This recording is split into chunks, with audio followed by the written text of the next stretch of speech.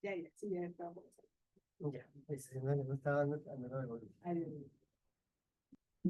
Bueno, comienzo de nuevo. Buenos días con todos. Hoy día es dentro de las capacitaciones que estamos realizando por el Día de la Salud Mental, que se conmemora mañana, y siendo que en el programa el programa de salud mental, el PPR 0131, estaba pendiente poder realizar capacitaciones de niños y adolescentes. Entonces, en este caso les voy a hablar acerca del trastorno del espectro autista, que en realidad es un tema bastante amplio, pero vamos a tratar de tocar puntos principales como para tener una idea general de qué se trata.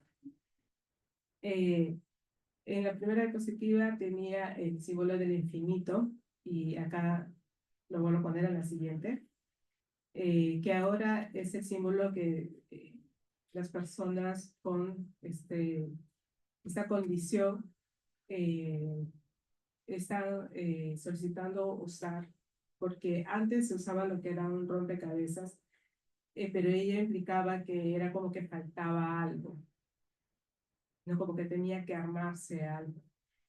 En cambio, este símbolo del infinito, del espectro cromático, va a implicar que es toda una variedad, ¿no? Una variedad de diferentes cuadros que se pueden dar.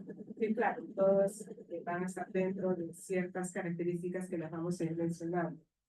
Entonces, se conoce el autismo como una neurodivergencia, una neurología que es diferente a los demás, retrocede. Eh, no es algo que está mal o roto, ¿no? Sino algo diferente. Ahora sí, la siguiente. La siguiente, por favor. Entonces, ¿qué es el trastorno del espectro autista? Es un conjunto de alteraciones de neurodesarrollo que se van a caracterizar principalmente por alteraciones a nivel de la interacción social, de la comunicación, como por falta de flexibilidad en el razonamiento, y también también presenta intereses y conductas restringidas y repetitivas. Estas características se muestran de una manera heterogénea. Eh, el, el grado de gravedad, la forma y la edad de aparición va a variar de un individuo a otro y también de acuerdo a la etapa del ciclo vital. Antes se decía que el autismo solamente se presentaba en niños, pero ya se sabe que es una condición que abarca a lo largo de toda la vida. Siguiente. Entonces, más que nada, no voy a mencionar los DSM anteriores, sino más que nada que en el DSM actual, que es la clasificación que da la Asociación Americana de Psiquiatría, en el último DSM-5 ya incluyen, no, no como antes que era por separado, trastornos generalizados del desarrollo, que era trastorno autista, síndrome de Asperger, ¿no? Trastorno desintegrativo y trastorno especificado, sino que ahora todo está dentro de lo que se le conoce como el trastorno del espectro autista, ¿no? Y que reemplaza a lo que es trastorno generalizado del desarrollo. La siguiente, por favor. El síndrome de Rett ya no forma parte de estos trastornos, porque se ha visto que es un cuadro más neurológico. Y en el CIE 11 también ya se ha incorporado eh, este, este término de trastorno del espectro autista y que va a abarcar también lo que antes estaba como autismo de forma, digamos, como que separada, pero que eran, digamos, como que se relacionaban casi lo mismo también. El síndrome de Asperger, el trastorno desintegrativo, ¿no? Y otros trastornos no especificados. También indican tanto en el CIE 11 como en el DSM-5 algunas pautas que se deben tomar asociadas a que si el trastorno de espectro autista está presentando además o no una discapacidad intelectual Y también considera que hay competencias que previamente tenían, pero que después se pierden, ¿no? Y que eso hay que tomarlo para futuros diagnósticos, como hemos mencionado, que el trastorno del espectro autista no es solamente en la etapa infantil, ¿no? Es algo que se presenta durante toda la vida, a lo largo del ciclo vital. Siguiente. Sí. Bueno, ahí para tener una idea, a grosso modo también de que antes, bueno, acá en el Perú todavía estamos usando el CIE 10, pero ya el CIE 11 ya está aprobado, y ahí es una comparación, digamos, de cómo era antes y cómo es actualmente, ¿no? Trastorno del espectro autista, tanto en el DSM-5 como el CIE 11, que abarca el autismo infantil, el síndrome de Asperger, el trastorno degenerativo y otros trastornos no específicos. Siguiente. Siguiente. Entonces, eh, a pesar de estas clasificaciones que tenemos, lo que quiero resaltar más es que ninguna de las presentaciones que va a presentar un trastorno del espectro autista es igual a otro en cuanto a características que se observan. ¿Van a tener características comunes? Sí, pero van a variar en su grado de intensidad, en la forma de presentación, y vamos a ir viendo cuáles son estas características que presentan los niños y las personas con trastorno del espectro autista. Algo que quiero mencionar también con esta diapositiva es que se ha visto que en el trastorno del espectro autista están alteradas las funciones ejecutivas de la mente, que son las funciones que nos ayudan a organizarnos, a planificar, a tener flexibilidad mental, a, digamos, anticiparnos ante las cosas o saber cómo responder ante algo, eh, a inhibir ciertas respuestas, o sea, pensar antes de actuar. Entonces, eso se va formando más o menos desde el primer año de vida, estas funciones ejecutivas y a lo largo de la vida. Y las personas que presentan el trastorno del espectro autista, estas funciones están alteradas o, digamos, tienen como que otra forma en la que se presenta. Siguiente, por favor. Uh, Hablando de algunas generalidades en cuanto al trastorno del espectro autista, sabemos que Leo Kanner y Hans Asperger fueron los que describieron primero en forma separada, paralela, los niños que tenían características de aislamiento social, ¿no? Pobre comunicación, del lenguaje. Hans Asperger los separaba incluso de los que tenían mayores dificultades de los que tenían menos dificultades en la época de, de la Segunda Guerra Mundial. Pero antes que ellos, hubo una psiquiatra infantil soviética, Grunia Filipovna Tsongadeva, que ya había descrito también algunas características relacionadas, pero que sus estudios fueron olvidados. La prevalencia es de 4 a 5 sobre 10.000 o de 60 en 1.000, considerando el espectro más amplio, ¿no? Estos cuadros, digamos que a veces son muy sutiles y que son difíciles de poder diagnosticar rápidamente. No existe una teoría única acerca de cuál es la neurobiología que va a generar este trastorno del espectro autista. Se ha visto que sí es exactamente genético, es multifactorial y se ve también que hay muchos factores de riesgo que después vamos a comentar que van a producir también diferentes fenotipos, es decir, diferentes formas en las que se puedan presentar. También existen factores ambientales tóxicos o factores epigenéticos que van a alterar la función de los genes y consecuentemente alteran el tejido neuronal, ¿no? Que va a llevar a cuadros de espectro autista. En el 85% las causas son desconocidas, ¿no? Son idiopáticas. Y en un 10 a 15% hay causas genéticas conocidas, ¿no? Hay algunos síndromes como el de X frágil que presentan conductas autistas o características de autismo. El autismo en sí es un término general que se va a referir a un modelo de conducta que va a ser causado por varias anormalidades genéticas diferentes. O sea, esto significa que genes diferentes, combinaciones diferentes de genes defectuosos pueden causar una misma presentación de autismo. O también puede ser variante. La siguiente, por favor. Siguiente. Entonces, generalmente cuando vemos a un niño con autismo o a un adolescente,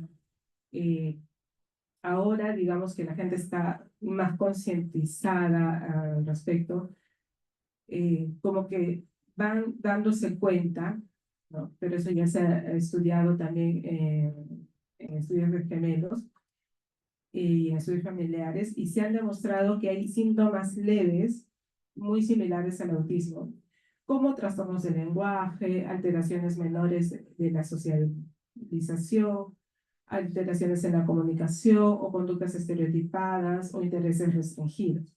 Sí que esto le provoque incapacidades importantes. La siguiente. Siguiente. La siguiente. Entonces, ¿cuáles son los factores de riesgo que pueden incrementar un trastorno del espectro autista? Tener un hermano con autismo y es un factor de riesgo que incrementa. Entonces, cuando preguntas, ¿podría tener alguien, ¿no? El siguiente hermano, cuando quieren tener un bebé, tendría que hacerse un estudio genético. Malformaciones del sistema nervioso, edad gestacional menor de 35 semanas, un antecedente de trastornos psicóticos similar a esquizofrenia, el trastorno afectivo en los padres podría ser un factor de riesgo también. El uso de valproato durante el embarazo se ha visto que hay un incremento de riesgo también, la discapacidad intelectual, trastornos cromosómicos como síndrome de Down, el X frágil que presenta características de autismo, entre otras. Siguiente. Entonces, ¿cuáles son las características principales que vamos a encontrar en las personas que tienen esta condición de espectro autista? Tenemos que señalar que esta condición va a alterar su funcionamiento de una manera bastante importante, y lo que tenemos que aprender es a detectar estas características desde temprana edad, pero también a lo largo del ciclo vital, porque hay algunos que pueden ser bastante evidentes en niños pequeños, pero hay otros que van a quizás no presentar las alteraciones de tan pequeños, pero sí más adelante, y esto es importante también de poder detectar para poder intervenir. Entonces, las alteraciones, las características principales son alteraciones significativas en la socialización, en la comunicación, tanto verbal como no verbal. Tienen patrones de conducta repetitivos y estereotipados, y va a haber retardo o disfunción en una de las siguientes áreas: interacción social, lenguaje social y juego simbólico. La siguiente, por favor. Así. Entonces, es importante hacer una detección precoz. Hay que incentivar esta detección precoz teniendo en cuenta el abanico de síntomas y grados de afectación que pueden tener los trastornos del espectro autista, que van desde leves a severos. Hay que hacer un seguimiento longitudinal del desarrollo y ante sospechas paternas se pueden usar algunos instrumentos de tamizaje como el EMCHAT. Y ya el diagnóstico específico lo va a realizar un experto en trastorno del espectro autista. El siguiente. ¿Por qué es importante detectar tempranamente que presenten este trastorno del espectro autista? Porque si detectamos tempranamente e intervenimos tempranamente, que después vamos a hablar de eso también, vamos a mejorar el pronóstico en diversas áreas, en la comunicación, en el área cognitiva, en el relacionamiento social, en su funcionamiento y autonomía. Van a disminuir sus conductas desadaptativas y algunos síntomas autistas que les están alterando su funcionamiento. Esto no quiere decir que van a dejar de ser autistas.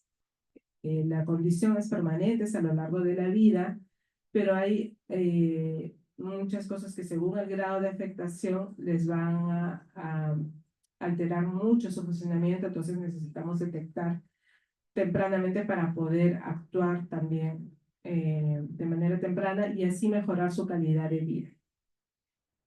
La siguiente, por favor. La siguiente.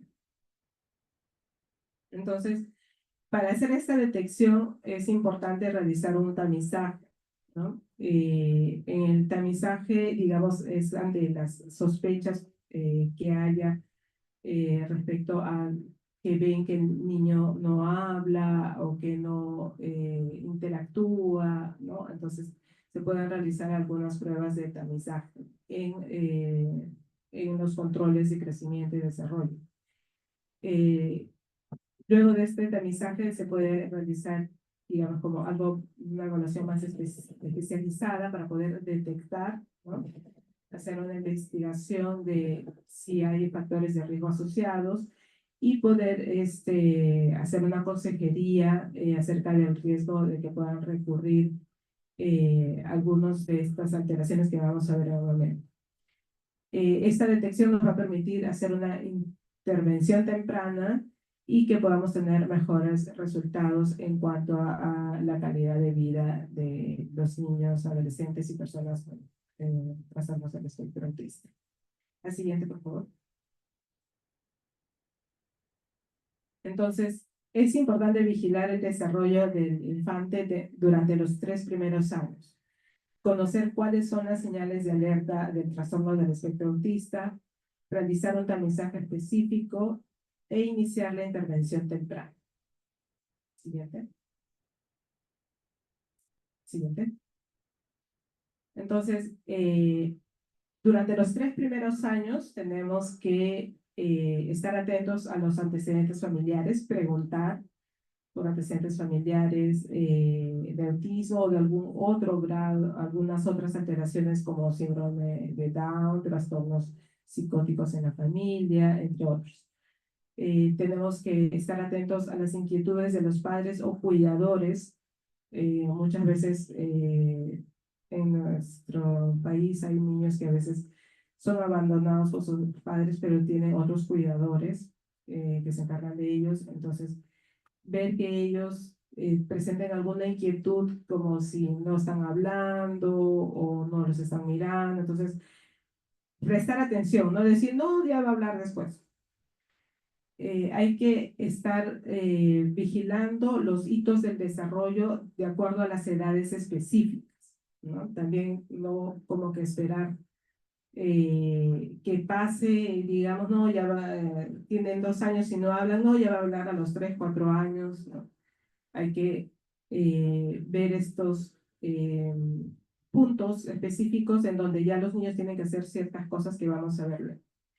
Hay que preguntar por el desarrollo de la comunicación, tanto verbal como no verbal, ¿no? El contacto visual, si hay atención conjunta, es decir, si el niño le señala a la mamá algo que está mirando, algo que le llama la atención, o si la mamá le dice al niño, mira, el pajarito, ¿qué está pasando? ¿No? Y el niño voltea a mirar. Si hay intereses o logros compartidos, y si tiene un juego simbólico o representacional. Hay que interactuar con el niño mediante ciertas estrategias simples de, digamos, como saludarlo, preguntarle su nombre, decirle dónde está tal cosa, ¿no? Y ahí vamos a poder identificar algunos signos o síntomas. Y también evaluar si hay factores de riesgo y de protección. La siguiente. Entonces, ¿cuáles son las señales de alerta del trastorno del espectro autista? Vamos a ver de aquí como varias diapositivas en las que vamos a mencionar brevemente algunas de las características, después se les puede compartir para que puedan ver más de estas características. A los 6 meses, por ejemplo, si el niño no mira a los ojos cuando la mamá le habla, ¿no? Como, ¡ay, mi hijito, mi bebito!, ¿no? Y el niño no mira, es una señal de alerta. O si no se sonríe o se ríe con las personas. Los niños a los 3 meses ya tienen una sonrisa que se llama la sonrisa social, ¿no? Que es como que ya ellos están sonriendo por algún gesto que uno le hace, ¿no? Eh, Más es una comunicación no verbal. Entonces, si no sonríe ante estos gestos, ya hay que estar atentos.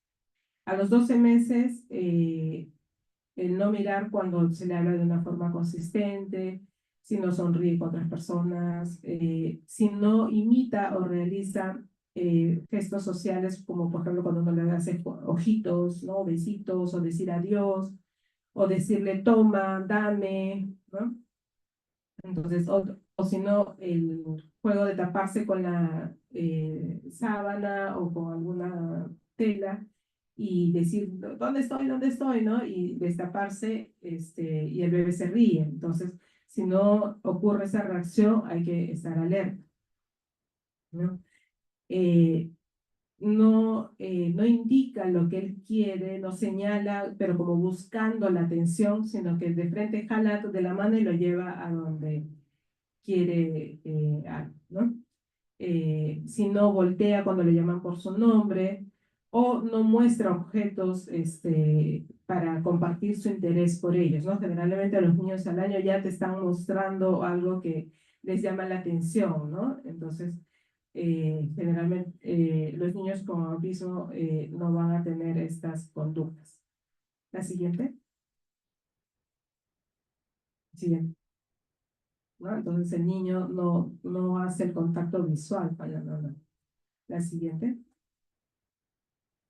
Y bueno, hay también otras características, otras síntomas que uno puede, digamos, también ver en otras edades, ¿no? Quizás al año no hay mayor problema, pero más adelante sí, digamos, al año y medio, a los 2 años, ¿no? Hay algunos que dicen, no, hasta el año y medio él estaba con su desarrollo normal, me miraba, sonreía, jugaba, ¿no? Pero al año y medio o a los 2 años se olvidó de eso, ya no reaccionaba, ¿no? Por ejemplo, ¿no? Y aparte de eso, hay otras características ya propias, por ejemplo, de la edad como al año y medio, que no señala las partes de su cuerpo, que no dice algunas palabras con significado, ¿no? Como mamá, agua, pan, ¿no? No responde si alguien le señala un objeto, ¿no? Uno le está enseñando un juguete, digamos, y no mira para otro lado, ¿no? A los 2 años ya deben de decir, 2 años en realidad ya debería ser un lenguaje conversacional. Dentro de su lenguaje, así a medias, ¿no? Que a veces quizás no se le entienda bien lo que diga, pero entre 2 y 3 años ya deberían de estar conversando. Pero por lo menos, si no está conversando, que use por lo menos frases de 2 palabras, mamá, agua, quiero leche. Si no lo dice, entonces ya es también una señal de alerta. La siguiente. Entonces, aquí vamos a mencionar brevemente algunas características por grupos de edades más grandes. Por ejemplo, entre los 18 y 36 meses, que ya a esa edad, digamos, entre el año y medio y 3 años, ya el niño debería de interesarse por otros niños, ¿no? Que les llama la atención, jugar, ¿no? Ellos no se interesan. No utilizan el juego simbólico. ¿Qué es el juego simbólico? Imaginarse, digamos que coge un lapicero y es como que un teléfono, o utilizar la tacita como que va a tomar, digamos, su té, ¿no? No utiliza el dedo índice para señalar, ¿no? Es la acción protodeclarativa. No trae objetos para mostrar, que ya estaba mencionando. Cuando mira, o sea, en algunos dicen, hay algunos que le dicen, tu hijo te mira, sí, pero uno le está, o sea, lo observa y la mirada es corta, de reojo, ¿no? Algunos padres sí se dan cuenta de eso, sí, me mira, pero solamente un ratito, de ahí se voltea. Este, es como que se aísla, ¿no? No quiere compartir sus actividades, parece como si estuviera sordo, como que no hace caso de lo que uno le dice, no le llaman por su nombre y no voltea, pero sin embargo puede ser muy sensible a los sonidos. Puede tener movimientos raros, las estereotipias, ¿no? Que son poner los dedos en posiciones extrañas o caminar de puntillas. La siguiente, por favor. Siguiente. La siguiente. Entre los 3 y 5 años, generalmente que ya uno, o sea, que el niño ya está como que corriendo para aquí, para allá, ¿no? Entonces uno generalmente le llama, Mateo, ven, ¿no? Y no responde, pero se le hace una prueba auditiva y no tienen este problema, se sordera. Pero hay algunos casos que sí me ha tocado ver que además del problema, o sea, porque sí les evalúan y sí tienen problema de hipoacusia, pero además de eso sí tiene otras características. Así que no quiere decir que porque, digamos, no escuche, no necesariamente no tenga autismo. Puede tener autismo y además también no escuchar. Pero digamos como que puede ser una característica que no responda, ¿no? Hay que evaluar de todas maneras. No van a prestar atención a lo que hacen otras personas, ¿no? Generalmente los niños entre 3 y 5 años están atentos a lo que los demás hacen, imitan mucho incluso, ¿no? Ellos están ensimismados en su mundo, ¿no? Por eso es la palabra autismo. Auto viene de propio, de sí mismo, ¿no? Entonces es internarse en uno mismo. Hay escaso desarrollo del juego simbólico, ¿no? Aquí muestro una imagen en la que la niña está jugando, como que está hablando por teléfono con la mamá, con algún aparato, y como que ellos no tienen este juego ¿no? De representar en su mente estas cosas, o jugar a la cocinita, o jugar con el carrito a que hace carreras, ¿no? Generalmente lo que hacen es ver las partes de los objetos, o como ya sabemos la mayoría que generalmente lo que hacen es poner en fila los carros o u objetos, no solamente los carros, ¿no? Cualquier otro objeto. Tienen dificultades para establecer relaciones donde tengan que prestar atención conjunta. A veces se les pregunta a las mamás, ¿y su niño juega así? Sí, corretea atrás de los otros niños. Ya, ok, sí, puede corretear a través de los otros niños, pero al momento de jugar, eh, digamos, de interactuar con el otro niño en sentido de te doy esto, me das esto, ahí sí no lo hace. Generalmente tienen una inquietud importante que van a dificultar centrar su atención y también muchas dificultades para soportar cambios. La siguiente. En los mayores de 5 años vamos a tener estas características que ya hemos mencionado, y además que para esa edad ya se les hace difícil compartir intereses o juegos con otros niños o niñas. Tienden generalmente a abandonar el juego, digamos, porque no entienden cuál es su papel dentro del juego, ¿no? Por eso, mayormente pueden jugar a las chapadas, pero por ejemplo, incluso a las escondidas ya se les hace un poco difícil a algunos como saber que le toca esconderse, ¿no? O chapadas puede ser, algunos sí corren, pero no saben muy bien que le toca chapar, ¿no? Entonces, tienen esas dificultades. O también puede tener juegos o actividades muy persistentes o incluso obsesivos, ¿no? O sea, sí pueden jugar, digamos, hay algunos niños que dentro de, digamos, que hemos mencionado que es un espectro amplio y que quizás no tienen las características muy marcadas, pero, por ejemplo, si les ven jugar, no, mi hijo sí juega con los cubos, ¿no? Pero solamente está jugando con los cubos, ¿no? O solamente juega con los trencitos, ¿no? Entre otras cosas. La siguiente, por favor. La siguiente. Bien. Entonces, eso, digamos, para tener a grandes rasgos sobre cuáles son las características más o menos en los menores de 5 años, ¿ya? Y hasta los 5 años. Ahora, vamos a mencionar cuáles son las características en general de lo que puede presentarse en un trastorno de espectro autista y que a veces vamos a tener, digamos, en casos que no son tan severos, que quizás recién nos damos cuenta como a los 7, 8 años o quizás en la adolescencia. O se ha visto también, hay estudios que están realizando acerca del autismo en mujeres, que es más difícil de detectar porque generalmente cuando son niñas, la parte de la socialización suelen niñas o hasta adolescentes más o menos como que enmascaran mucho la parte de la socialización, o sea, como que imitan cosas, eh, pero ya a partir de la adolescencia o la juventud es como que se va restringiendo su capacidad de socializar.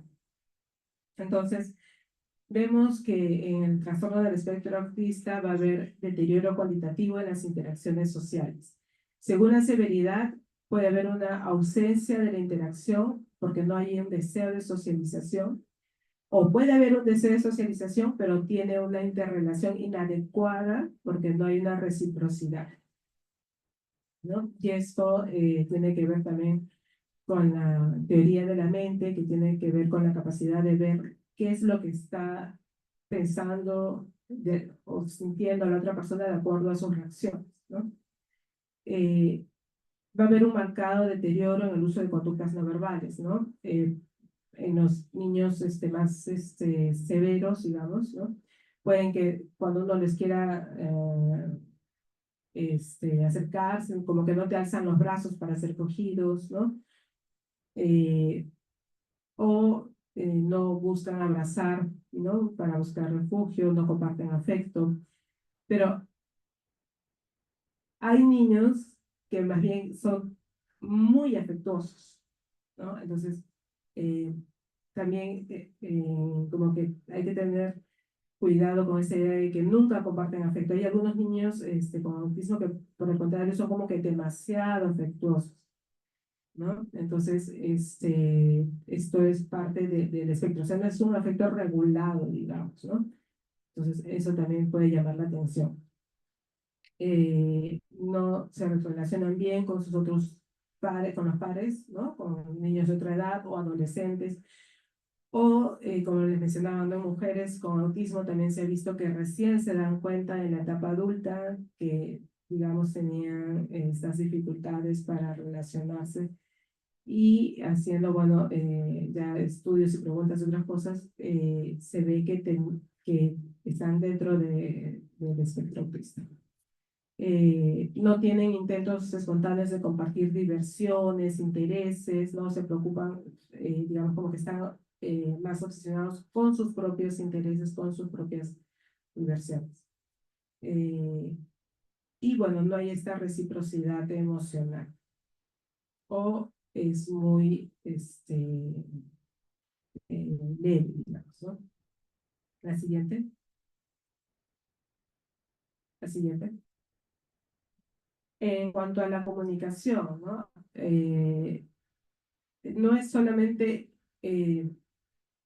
un simple retraso en el habla, ¿no? También hay déficit en la comprensión de preguntas con conceptos abstractos, irónicos o con doble sentido. Esto, digamos, cuando hablábamos de los que se les conocía como el síndrome de Asperger, ¿no? Que mayormente ellos no tienen retraso en el lenguaje. En algunos casos sí, pero pasa rápidamente con alguna terapia. Pero ya al momento de que están hablando, como que no entienden el doble sentido, ¿no? A ver, ¿qué pasó? Hay un cuadrito que está ahí bloqueando, el cuadro negrito.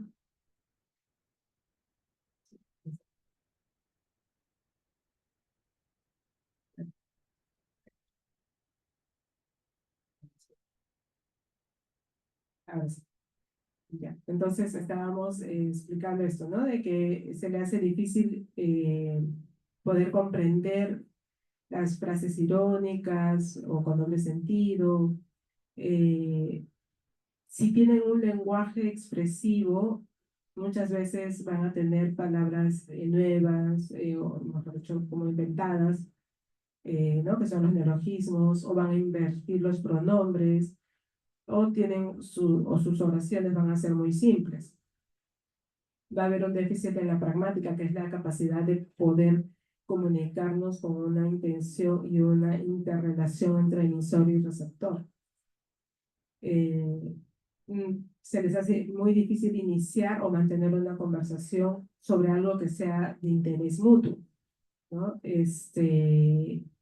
Muchas veces sí van a hablar, pero del tema que les llama a ellos la atención.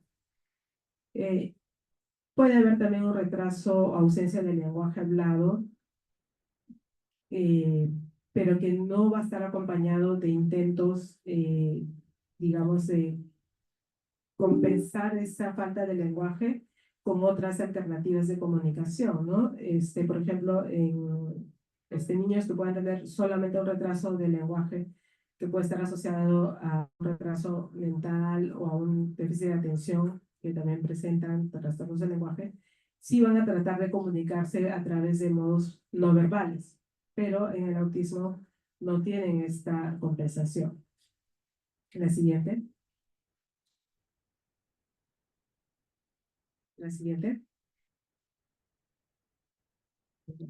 Hay alteración en el juego, no van a tener un juego variado, espontáneo, ¿no?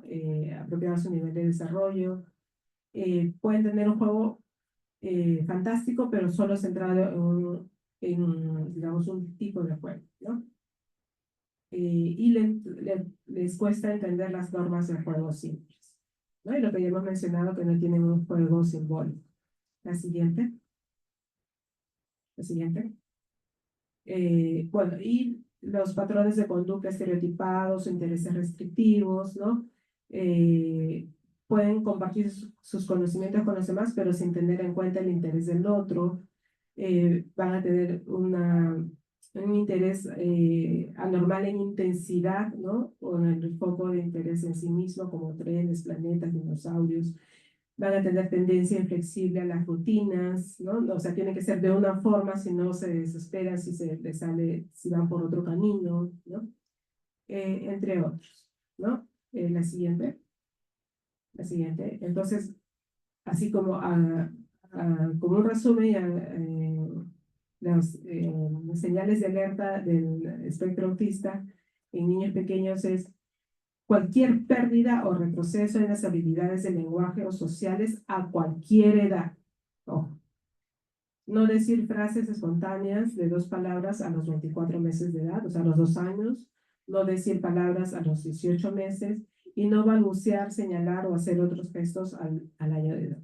Entonces, ante esas señales de alerta, tenemos que tener una acción inmediata, evaluar e intervenir. La siguiente. La detección del autismo, por un lado, digamos, es importante poder detectar estos casos que estamos mencionando, que quizás son más evidentes, pero va a haber casos en los que quizás no podamos identificar a niños que van a tener variantes menos severas.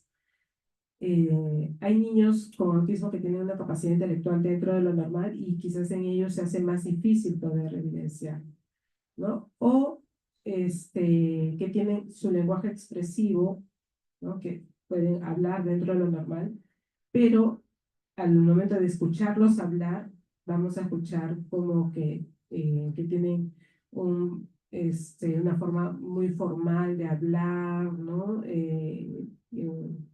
Hablan en tercera persona u otras cosas. La siguiente, la siguiente. Entonces, una vez que ya hemos detectado ante estas señales de alarma o estas alteraciones en la interacción social, en el lenguaje, en el juego, tenemos que derivar para una evaluación integral.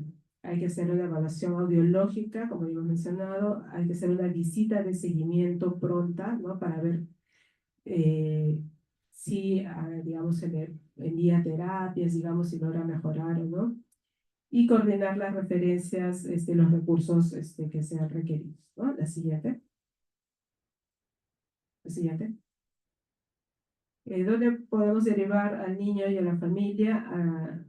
Bueno, ahora que están los centros de salud mental comunitarios, aunque hay muchos centros de salud mental comunitarios que ahorita no cuentan con psiquiatría infantil, pero sí tienen algunos para hacer terapias, entonces podemos tratar de ver cómo se les puede ayudar, ¿no? Hay en hospitales generales o,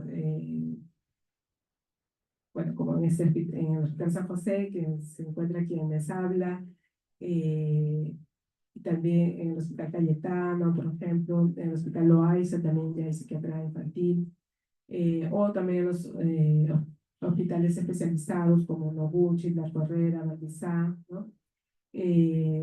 Hay servicios de neurología, medicina física, rehabilitación, ¿no? Que también va a ser importante para el manejo. La siguiente, la siguiente. Entonces, para iniciar la intervención temprana, tenemos que tener en cuenta que no se necesita un diagnóstico definitivo, ¿no? Si ya hay algunas de estas alteraciones en el desarrollo, hay que dar pautas a los padres para que puedan estimular el desarrollo de la comunicación social en sus interacciones cotidianas, ¿no?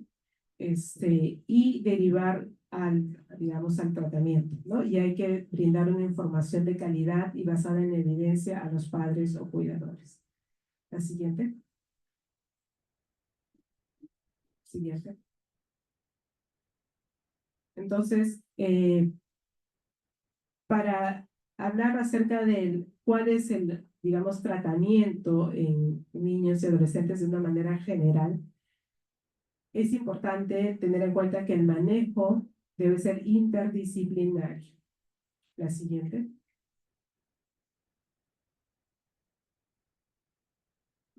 ¿Cuáles son los tratamientos e intervenciones que más, digamos, se pueden usar, digamos, ¿no? ¿Cuáles son los que ayudan, ¿no?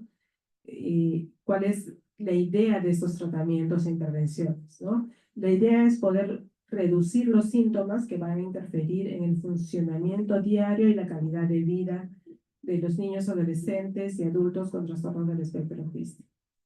Estos tratamientos se van a poder brindar tanto en los entornos de educación como en la salud, en la comunidad, en el hogar, con una combinación de entornos.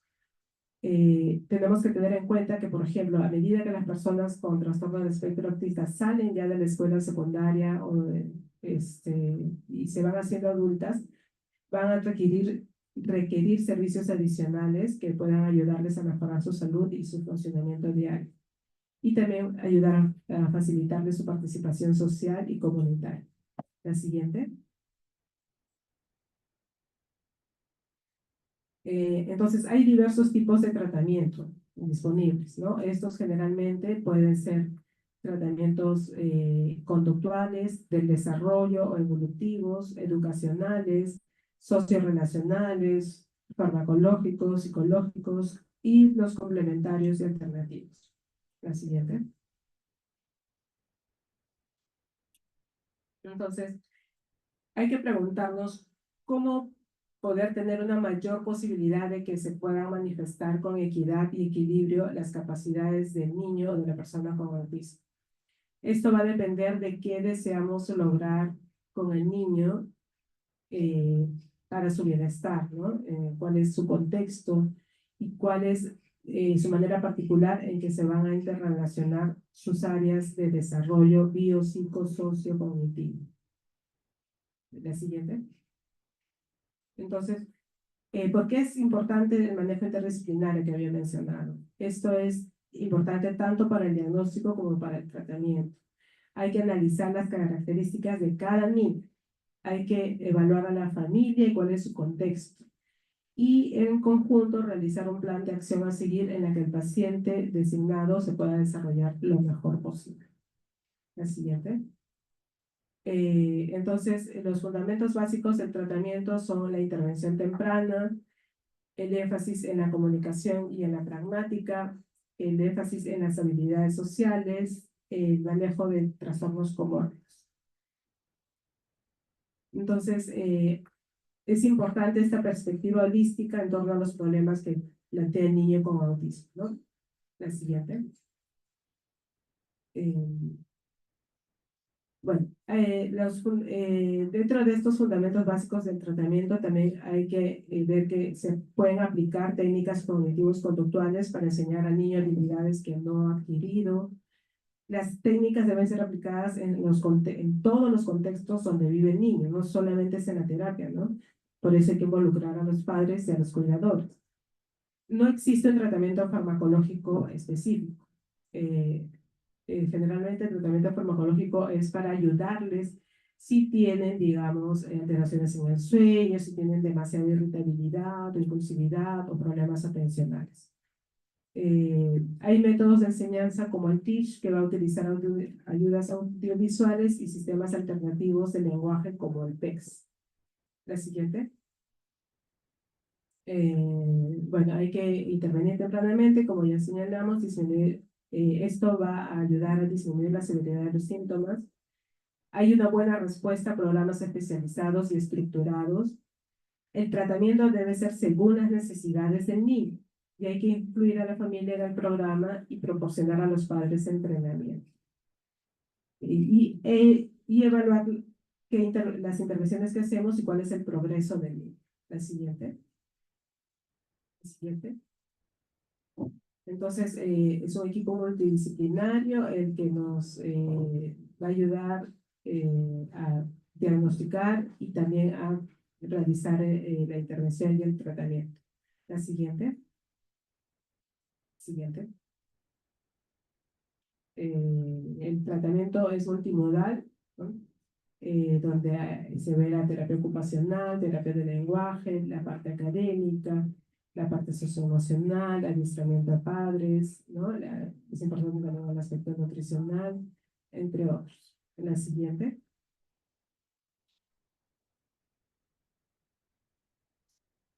Ya, entonces, el objetivo del tratamiento es poder ayudarles a mejorar estas alteraciones de conducta que pueden interferir en su funcionamiento y que pueden comprometer a veces la seguridad del paciente, ¿no? Cuando los niños se golpean, digamos, no se muerden, ¿no? Ahí podría ser útil un tratamiento farmacológico, ¿no? Hay que ver, ayudarles con los problemas que pueden interferir en su aprendizaje, si tienen problemas de atención, hiperactividad, ver los problemas que pueden interferir con su socialización, si tienen otros síntomas que afectan a la salud, por ejemplo, muchos pueden presentar convulsiones comórbidas, entre otros. La siguiente. Entonces, bueno, ya no voy a especificarles de qué se trata la intervención temprana, digamos, como dando mucho detalle, pero lo importante es que, digamos, podamos intervenir de 0 a 6 años con el niño, la familia y el entorno de una manera intensiva, lo más que se pueda, pero también teniendo en cuenta las características del niño, ¿no? Estos programas van a ayudar a, digamos, potenciar las diferentes áreas del desarrollo del niño y que tenga una mayor independencia en sus actividades de vida diaria. La siguiente. Se ha demostrado que esta intervención temprana les da oportunidades de interactuar con niños, les va a ayudar a mejorar estos síntomas y que hacia adelante puedan desenvolverse mucho mejor. Es importante que sea intensivo, que tenga, que entre precozmente, que se incluya la familia, ¿no? Y que pueda relacionarse con otros niños de su misma edad, pero que no tengan esa condición. La siguiente. Bueno, la siguiente. Siguiente. Es necesaria la intervención temprana porque se ha encontrado que si comienza a los 2 años, por ejemplo, se aumentan los logros en la comunicación funcional, se mejora su funcionamiento intelectual e incluso algunos no presentan ya algunos de los síntomas a los 9 años. Sin embargo, el pronóstico puede ser tan variable como las manifestaciones clínicas. La siguiente. Siguiente. Bueno, hay diferentes tipos de intervenciones que ya las he mencionado. La siguiente. La siguiente. Intervenciones basadas en terapia, conductuales. Una de las que se usan más son las intervenciones combinadas, como el modelo de Denver. Y también en las intervenciones basadas en familia. La siguiente. Las intervenciones conductuales, bueno, esto habla de intervención familiar. Siguiente, siguiente. El modelo, la siguiente, porque ya por el tiempo no vamos a hablar de este caso. Las intervenciones combinadas van a incluir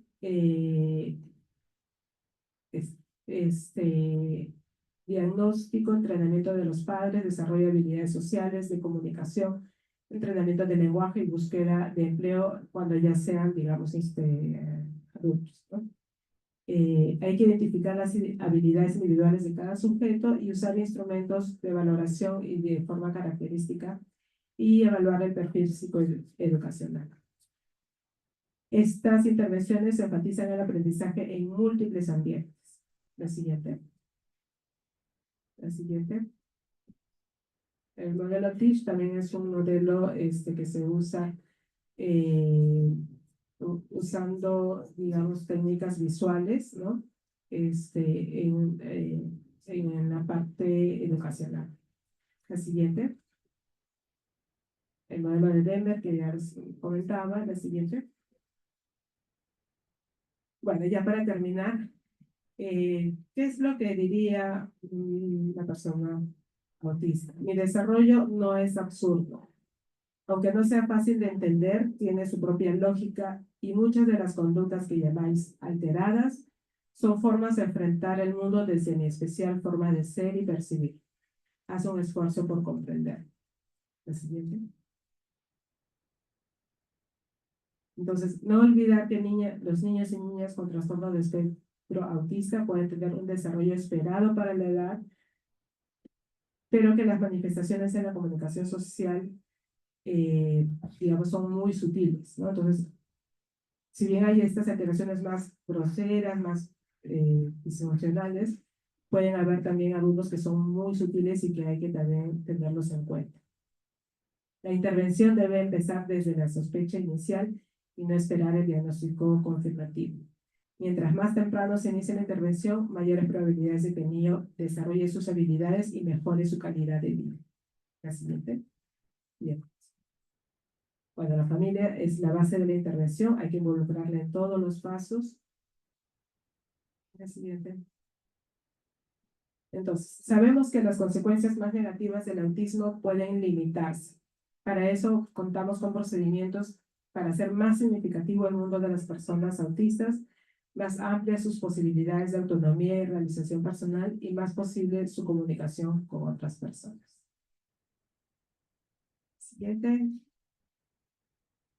La respuesta más rápida es la acción. Hay que actuar cuanto más rápido mejor. Y la siguiente, muchas gracias.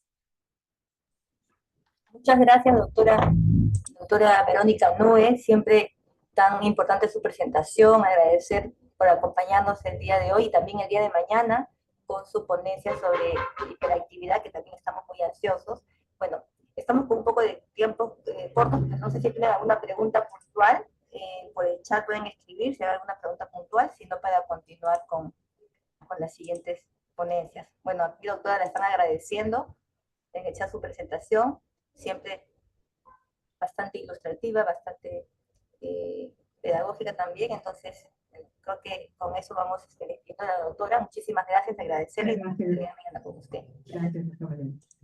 Bien, entonces ahora vamos a dar pase a nuestra siguiente ponencia, que está a cargo del licenciado del Servicio de Psicología, el licenciado Hugo Venegas. Él tiene una maestría en psicología clínica enfocada en niños, así como una especialización en terapia racional emotiva conductual niños, además de ser docente universitario.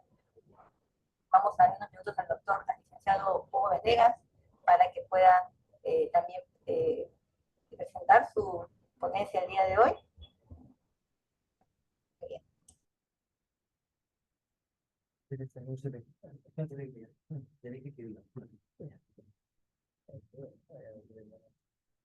No, digo, tú se ve.